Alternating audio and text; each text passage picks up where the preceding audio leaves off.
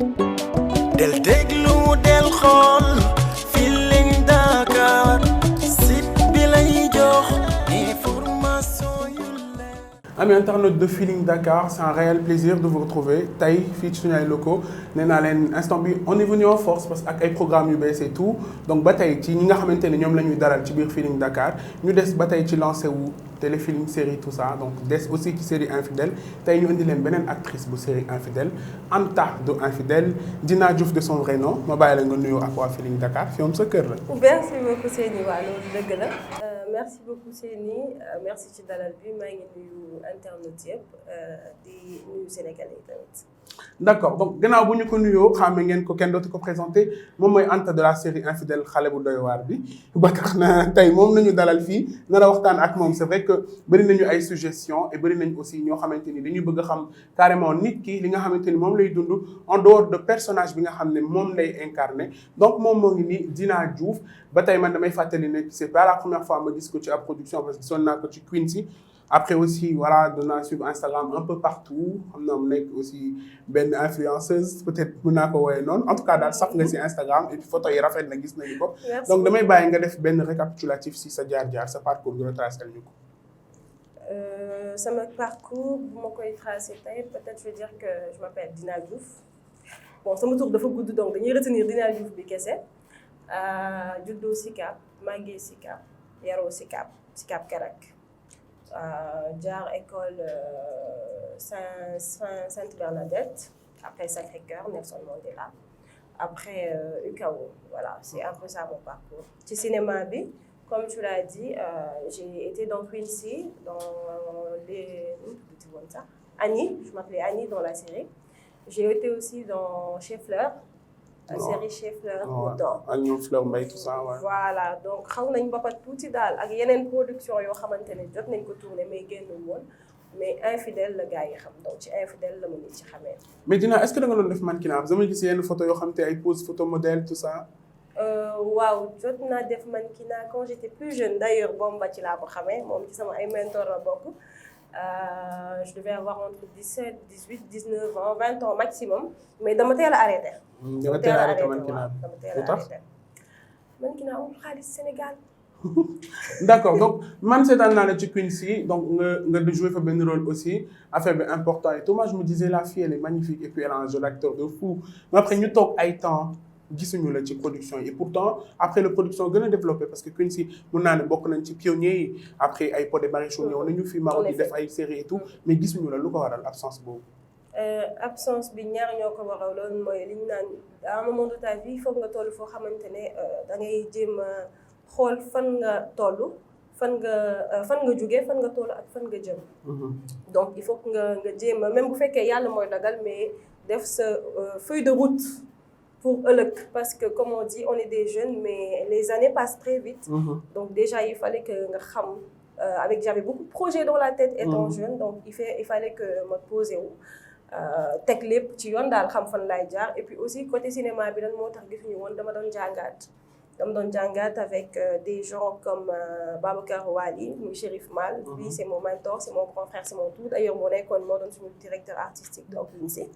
donc jàngal na ma lu bëri ci cinéma avec d'autres personnes yoo xamante ne voilà du ma toog di lim mais c'est de grands acteurs dañ doon jàngaat et puis avec l'internet aussi dama doon jàngaat daal parce que je n'aime pas m'aventurer dans un domaine que je ne maîtrise pas parce que quand tu t'aventures dans un domaine que tu ne maîtrises pas après buñ la ci laajee yenn yi rek doo xam nooy tontu te je n'aime pas ne pas avoir le répondant tu vois donc moo taxoon gisuñu ma woon après nag ma dellu si waat ci Infidèles.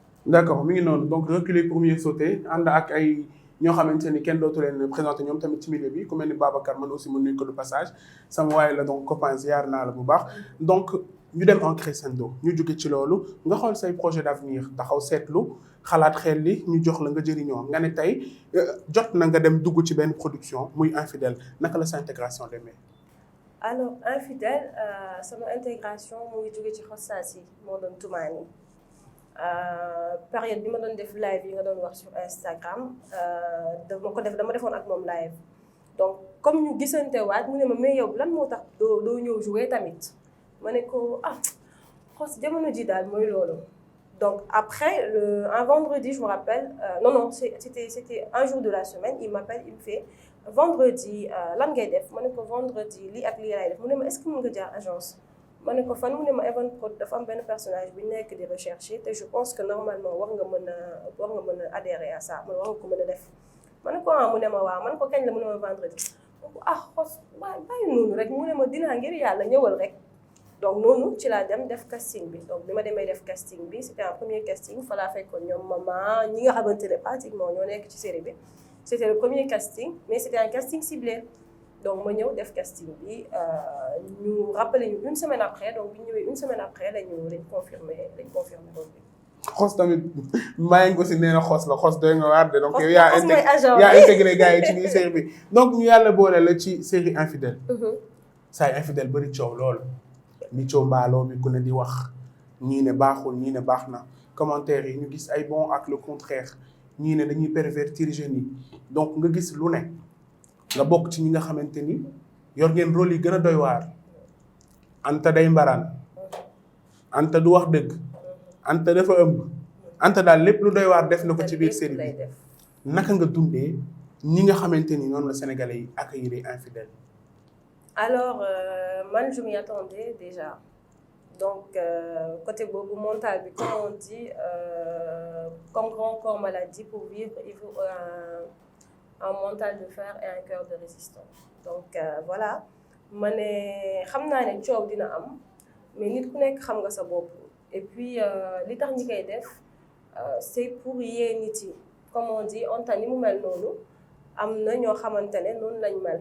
Donc, bu ñu ko joué ñoom quand tu es à l'écart tu arrives à voir donc dinañ xam ne man ci lii ma nekk kat du dëgg ñu mën see teggi seen tànk loolu moo doon objectif bi. Après comment on l'a pris man sincèrement par rapport ak ñeneen ñi nga xam te ne dañu ne dañ leen di harceler man awma problème boobu franchement man plutôt ci mbedd bi nit yi dañ may tooñ naan ma bàyyil tumaan yi bàyyil li nga def tumaan yi wala lii wala laawal mais musuma am ku ma agressé wala ku ma woo wax ma lu ñàkk teggin wala message ma wala genre yooyu noonu sincèrement mosu bu ko gis. D'accord mais tey suñu duggee ci personnage Anta dans le fond xale bu jigéen la boo xamante ni wow na bët coupable na ñeme na def ay jëf ñeme na ay fait am na benn scène bu may relever mooy bi nga fekkee Moussa Sow comment il s'appelle dans la série.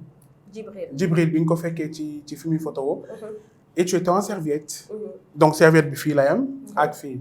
suñu xoolee kon li enveloppé woon sa corps partie bi rek la donc li desoon yëpp mi ngi woon ci biti. te serviette bi fii la yem yemul woon fii yow ginnaaw serviette bi fii la yem nañ aj tuuti rek. fii la yem waaw d'accord ba tey léegi ñu gis ne li mu enveloppé ci yaram bi bëriwul. on a vu les cuisses et tout nga baal ma ci wax ji.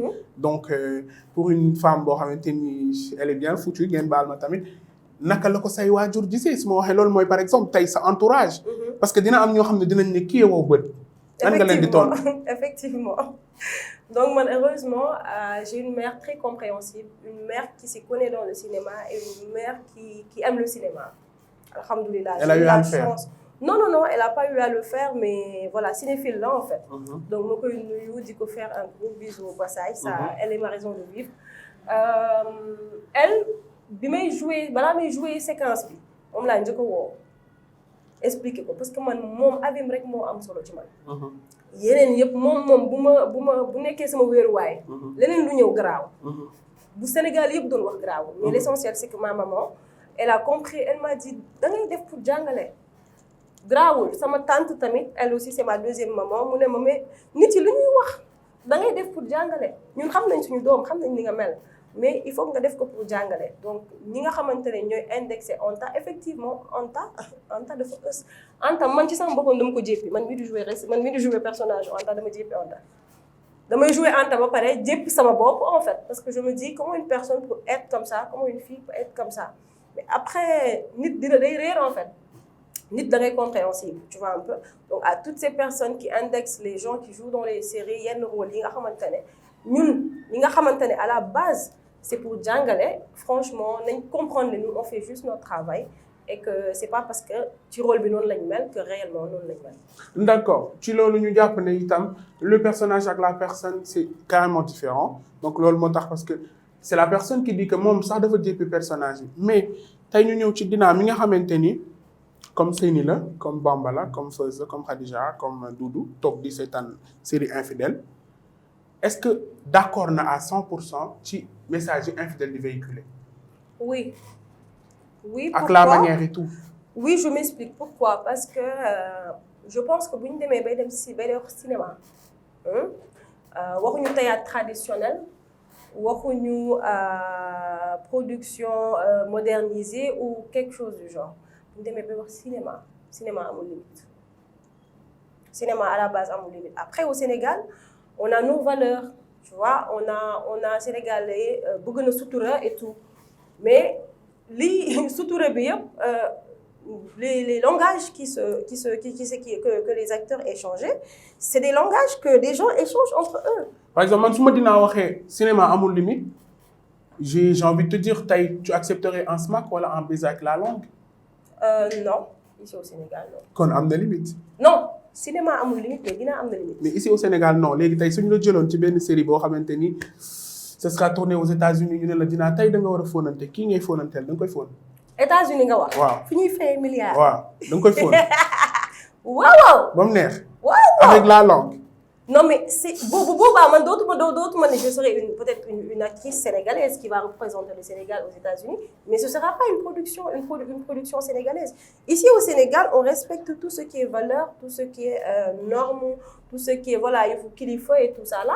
Mais quand vous allez regarder Dina, je pense pas que war na am différence, même si c'est une Sénégalaise, parce qu'il y a des Sénégalaises qui tournent là-bas. Mais boo leen di seetaan fii ñoom da nga leen di seetaan comme ni ngay seetaanee film production américaine, n'est-ce pas? D'accord. Donc nous sommes dans un pays laïque, mais avec 95% de musulmans, donc. Et 5% de catholiques. Ouais, de catholiques. Catholique nga. ñoo ngi nii bu leen ñu fàtte. Ah, d'accord. Et 5% de catholiques. D'accord. Donc ma leen di nuyu aussi bon religion bu ñu respecté la et puis ñoo xamante ne la aussi éducation dama naan man j'ai fait l'école privée catholique. Mais je me dis ñoom éducation bi ñu am sax franchement gisuma ko feneen. Ils sont très rangés et très corrects. Donc ñu leen nuyu de passage mais tey. bu ñu ne 95% de musulmans même bu fekkee ne doo musulman peut-être t'es pas concerné. Mais religion côté pudeur lépp la concerné. waaw voilà man mii musulman laa foog te peut-être foofu dama lay wax par rapport ak li nga may wax sànq bu fekkoon États-Unis ndax di nga jouer avec la langue man duma sol lu gàtt c'est-à-dire je mets pas d'habit court d'habit dénudé dina mais ci biir Anta bi may joué Anta gis ngeen ma sol jupe bu gàtt jour bi may violé. D'accord. Gis ngeen Anta mu sol yére yoo xamante ne voilà ça c'est pas Dina. C'est pas Anta moi. Carrément. Voilà c'est Anta. Personnage bi moo ko laajte woon. D'accord. Après dama ciy génn. D'accord donc même suñu nekkee 95% de musulmans et 5% de catholiques damay wax ne pudeur ñëpp la concerné religion yëpp. ñoom les catholiques sont aussi pudiques. Donc tey bu fekkee ne Jamra génn na même si concerné wu la un peu. nekk ci nga xam si bu ma génnee ci l'islam bi de. yonent bi di yonent ñëpp lay wax ni bàyyi nga def d'accord naa ci li nga wax donc damay rafetlu itam kàddu yi rafet na trop noonu la parce que religion yëpp la quoi lakum dinukum waliya diin donc tey ñu xool ki nga xamante ni moom mooy Jamra daal di génn indexé loolu nga xamante ni mooy série infidèle daal di ciy wax terewul waaye infidèle xuus fi ñu xuus jàpp fi ñu jàpp ndax loolu yoon la en tant que Dina. Côté boobu nag comme on dit c'est délicat tu sais on est au Sénégal te lañu naan wax dafa metti mais Jamra le fait que mu génn on peut dire que yoon la parce que ñoom li ñuy xeex loolu lañ def on peut leur accepter ça parce que on est dans un pays démocratique après le problème c'est pas entre ñun li ñuy xalaat parce que nous on n'était pas concernés nous les acteurs on nous a pas demandé notre avis. Maison de production bi Evan Prod Ibou Gueye que je salue au passage ak équipe am ñooñu la concerné woon en fait. dañu bind jox la rek nga joué nous ça ne nous concernait pas. D'accord ñun laajtew ñu sax suñu avis ci comment vous vivez voilà affaire bi ndax moo ngi metti wala mettiwul parce que ñun ñëpp à la base je pense que tous les acteurs on était préparés à ça en fait. D'accord donc loolu ñoom la concerné. donc damay ñëw ci beneen point boo xamante ni tey ji suñuy xool. jeunes yi ñu ci bëri bëgg nañu dugg ci monde cinématographique bëgg nañu def cinéma parce que tey xool nañu benn Dina boo xamante ni mën nañ ne 6 mois auparavant bu doon 1000 personnes ñoo ko xam léegi 14 millions d'habitants yi nekk Sénégal yëpp xam nañu Dina à travers la série Infidèle succès fii di ubbi bunt yu bëri bu ñu la xamee presque bunt boo fëgg dafay ubbeeku naka ngay dundee succès bi. man comme je l'avais dit tantôt ci beneen interview bi man gisuma succès. man dinaa ni may génnee ci mbedd bi di jënd xool am envie jënd caaf noonu laa continuer di génn ci mbedd bi am envie jënd caaf des fois mu génn jënd sama gerte xott taxaw jënd sama café Touba voilà succès bi man yëguma ko en fait changement bi benn changement moo am wala ñaar mooy nga génn ci mbedd bi wala dem benn événement nit gis la on ta daf la bëggam est-ce que mën nañ photo wu point wala nit woo la wut naa sa numéro ba sonn genre yooyu noonu woo la wax ju baax ngeen échanger point wala nit yëkkati cadeau ci xolam yónnee la ko sinon gisuma succès franchement parler succès boobu ñuy wax man laa gisul en fait. mais soo doon déplacé en transport maintenant t'es obligé de prendre des taxis. man daanaka man dinaa ba ma amee 18 ans je pense la balaa bàyyi jël bus ak tata. mais yenn saa yi doon na xaw a kii nga jël tata wala kii bi léegi mën a toog ko. bu ma amul woon passe taxi daf doon toog. avant may am liggéey dëgg. ba xamul ma amul passe taxi damay toog même bu ma waree jëli xaalis. dala koy jaral donc taxi moom du loolu changement boo ma ne woon oto man la waaw changement am na. d'accord donc mais taxi bi moom dinaa yàggee la ba. d'accord côté casting ni ñëw suñu xoolee intégration wu dinaa ci biir série infidèle mun naa ne intégration wu bouche à oreille la wala intégration bras long la. tey suñuy xool xos mi la xam moo tax nga ñëw dugg infidèle moo la woo xos mooy bras long bi. moo gudd loxo lool yi ak animatrice doo leen rafet wax bras long. mais intégration bras long la. non parce que tey xos moom moo la xëcc ak loxoom ne la kaay. mais moom daf ma mettre au courant du casting. donc il a servi de tremplin dans tous les cas. voilà mais ki accepté kooku kenn mënul jot ci moom sax bay bras long ci moom. waaw mais kii accepté bu fekkee ne xos wax na ko avant tamit day gën a bàyyi xel ci yow parce que kii élément bi xos indi la loolu problème bi nag xos ci boppam kii accepté ci boppam Ibou Guèye moo dul jot ci loolu. waaw d'accord léegi tey intégration peut-être waa casting la parce que man tamit je reconnais tes talents wax naa la. casting en fait du tey laa la ñu dañu casting quand je te dis la première fois bi ñu demee dañu casting bi ñu delluwaatee ñu defaat casting en fait c'est-à-dire ñu joué loola. d'accord voilà donc tey mosuloo dund lenn lu mel ni. Rocky mi Rokaan da nga may defal lii ma defal la lee. moom laa lay wax man dama koy dégg rek. mosuloo ko dund. li ñu naan promotion canapé xaw ma. waaw man dama ko tuddee promotion canapé ndax gars yi dafa teewuñ ko ci seen canapé xam taxu ñu naan promotion canapé gars yi nañ naan jël seen bureau làkk benn canapé ci ginnaaw ne boo duggee ñu wax ak yow pare de la jaaral canapé mais léegi ay promotion hôtel la ak ay promotion kii. non franchement parler man de toute façon man déjà je n'ai travaillé qu'avec Malcolm Production ça lui c'était un frère ñu tudd kii damay fàtte kii def chez Fleur.